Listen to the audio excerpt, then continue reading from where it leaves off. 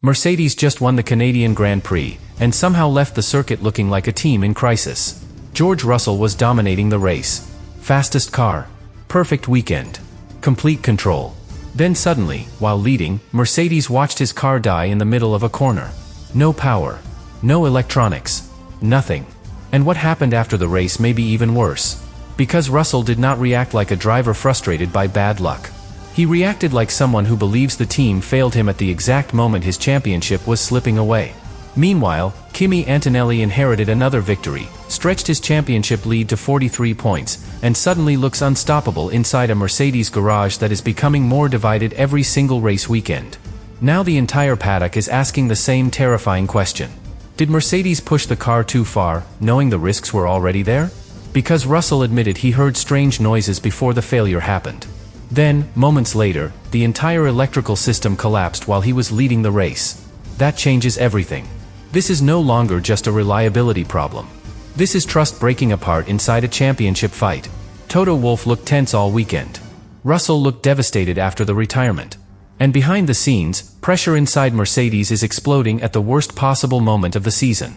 Because the deeper you look into Canada, the more it starts to feel like Mercedes may have created a problem capable of destroying its own title battle. So subscribe now if you want the real stories happening behind Formula One's biggest headlines, because this Mercedes situation is becoming impossible to control. Canada was supposed to be the weekend that confirmed Mercedes had finally become unstoppable. Everything looked perfect. The car was fast in qualifying, fast in the sprint, fast in race trim. George Russell looked completely locked in from the very first lap of the weekend. And for a few hours on Sunday, Mercedes genuinely looked untouchable compared to the rest of the grid. Russell launched perfectly from pole position. Antonelli immediately settled into second place. Within the opening laps, the two Mercedes cars were already pulling away from everyone behind them.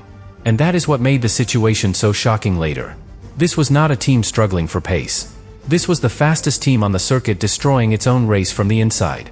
But at first, almost nobody noticed the warning signs. Because the battle between Russell and Antonelli was distracting everybody.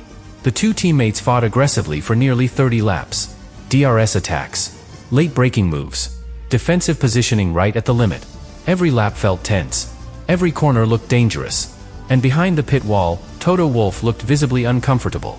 That detail matters. Because Mercedes normally loves seeing its drivers dominate together. But this felt different. The atmosphere did not feel relaxed. It felt heavy. Like everyone inside the garage understood the pressure was starting to become dangerous. Now imagine the situation from Russell's perspective. He enters Canada already behind Antonelli in the championship. He knows Antonelli has won 4 races in a row already. He knows this may be his best opportunity all season to finally stop the momentum. And then suddenly, he delivers the perfect weekend. Pole position. Sprint victory. Race lead. Everything finally coming together at the exact moment he needed it most. But here is where the story becomes much darker. Because according to Russell himself, the car was already giving signs that something was wrong. After the retirement, Russell admitted he heard strange noises before the failure happened. Nothing dramatic at first. Nothing that sounded catastrophic. But enough for him to notice something felt unusual inside the car. That changes the entire conversation. Because now the paddock starts asking a very uncomfortable question. Did Mercedes already know the car was operating near the limit? And if they did, why keep pushing? This is where Formula One becomes brutal. Teams are constantly balancing risk against performance. Every extra tenth of a second usually comes from pushing parts harder. Higher temperatures. More aggressive energy deployment. Smaller reliability margins. Think about it like stretching a rubber band further and further. At first, it holds. Then suddenly, without warning, it snaps. That may be exactly what happened to Russell's Mercedes in Canada. Reports after the race pointed toward a possible issue with the MGUK system, one of the most important electrical components under the new 2026 regulations. These systems now operate under massively increased electrical loads compared to previous seasons. In simple terms, Mercedes may have unlocked incredible speed, but at the cost of pushing the car dangerously close to failure. And the timing could not have been worse. Because while Russell was fighting for the lead, Antonelli was right behind him the entire time. Watching. Waiting. Applying pressure every single lap. That pressure matters more than people realize. Drivers fighting under constant pressure naturally push harder. They brake later. Defend more aggressively. Demand more from the car exiting corners. And that extra stress affects everything mechanically, especially electrical systems already operating near their limits. So now, inside Mercedes, an ugly possibility starts appearing. What if the fight between Russell and Antonelli is actually hurting the team itself?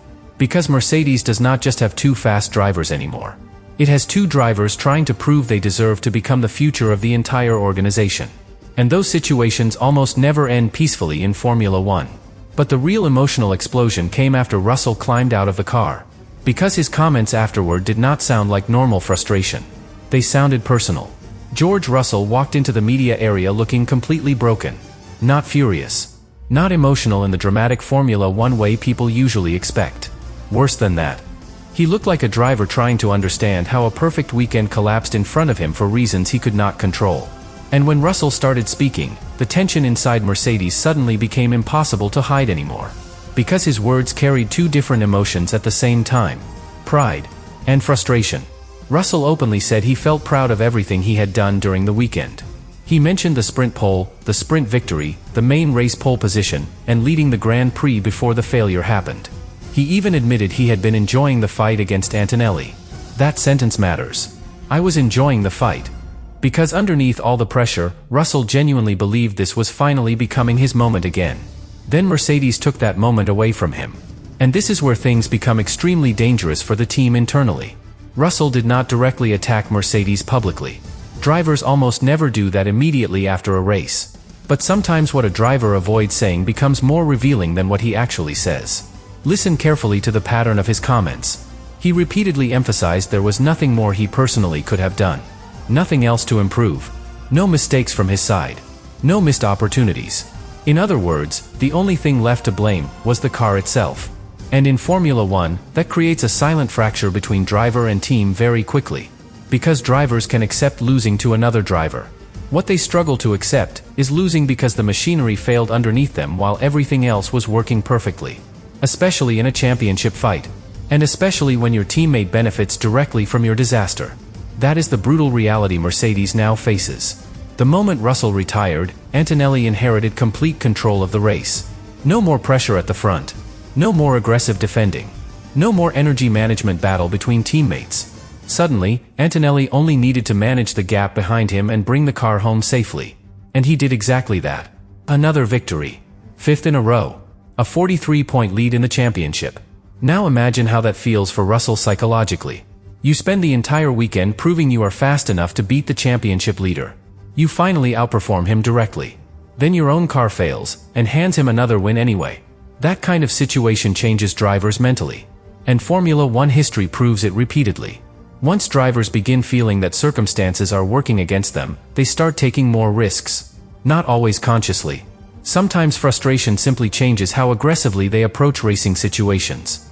And Russell hinted at exactly that after the race. He admitted the pressure was now gone because the championship gap had become so large. Then he said something that should genuinely concern Mercedes for the rest of the season. I have nothing to lose. That is one of the most dangerous mindsets a Formula One driver can have. Because drivers with nothing to lose stop calculating risk the same way. Overtakes become later. Defending becomes harder. Patience disappears faster. And now Mercedes must somehow manage that situation while Antonelli keeps becoming stronger every weekend. But here is the deeper issue nobody inside the team wants to discuss publicly yet. Canada may have exposed a hidden weakness in Mercedes' entire 2026 project. Because the suspected electrical failure behind Russell's retirement was not some random mechanical issue. Reports pointed toward the MGUK system, one of the most stressed components under the new regulations. And that creates a terrifying possibility for Mercedes. What if the performance gains they unlocked in Canada came at the cost of reliability they cannot fully control yet? Remember, Mercedes brought major upgrades to Montreal. The car gained serious pace immediately. Better balance through the chicanes. Improved launch performance. Stronger qualifying speed. Everything looked transformed. But Formula One engineers know something fans often forget. More speed usually comes with more stress. More heat. More electrical demand. Smaller safety margins. It is like tuning a high-performance engine beyond its safe limit just to gain a little extra power.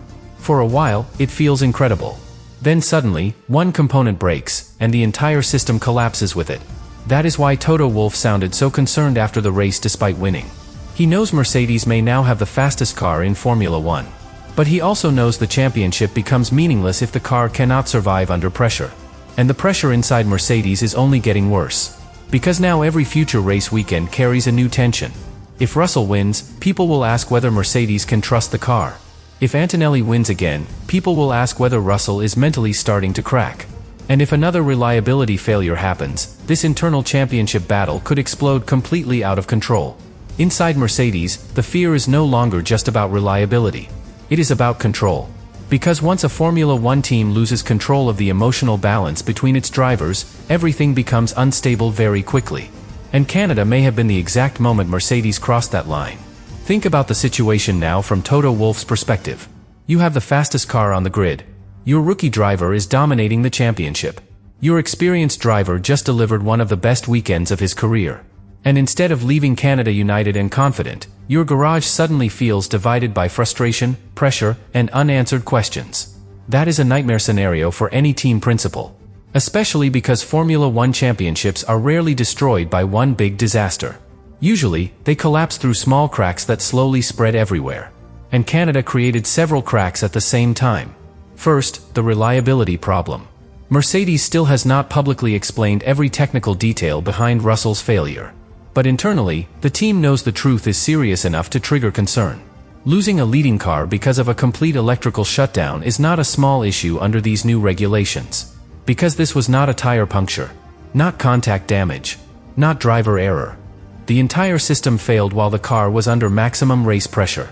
And Formula One engineers understand something terrifying about failures like this. When one electrical component collapses under load, it can expose weaknesses across the entire platform. That is why teams become obsessed with reliability after incidents like Canada. They start checking every system repeatedly. Every temperature reading. Every energy deployment cycle. Every tiny warning sign. And that process creates another hidden problem. Doubt. Now every time Russell gets inside the car, one thought will exist in the back of his mind. What if it happens again? Drivers hate that feeling. Because confidence is everything in Formula One. A driver entering a braking zone at full speed cannot hesitate even slightly.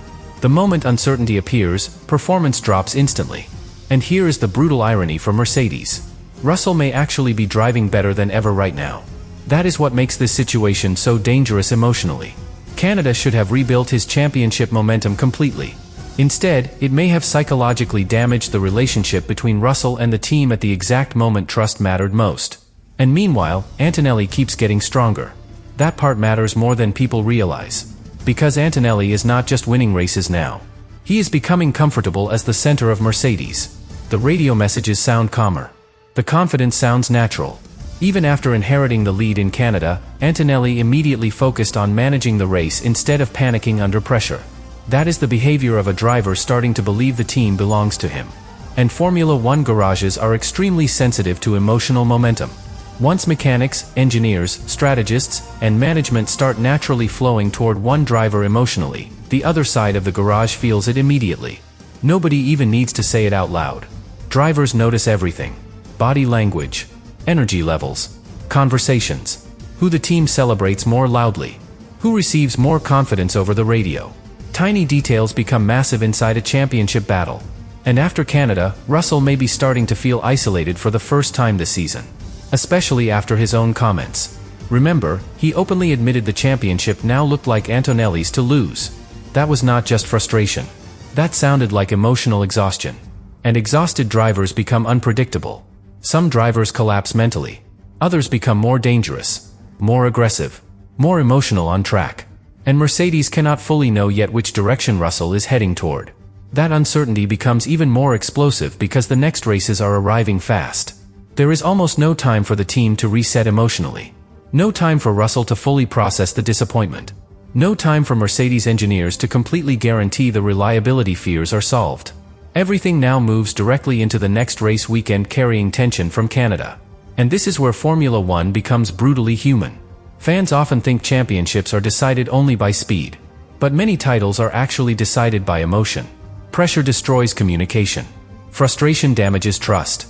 One retirement changes how drivers approach every battle afterward. And suddenly, a team that looked unstoppable 1 week earlier begins making mistakes everywhere. That is the real danger Mercedes faces now. Not just losing points. Losing stability. Because if Russell stops trusting the car completely, or worse, stops trusting the team emotionally, this championship fight could turn into a civil war inside Mercedes faster than anyone expected. And the terrifying part for the rest of Formula One? Mercedes may still have the fastest car anyway.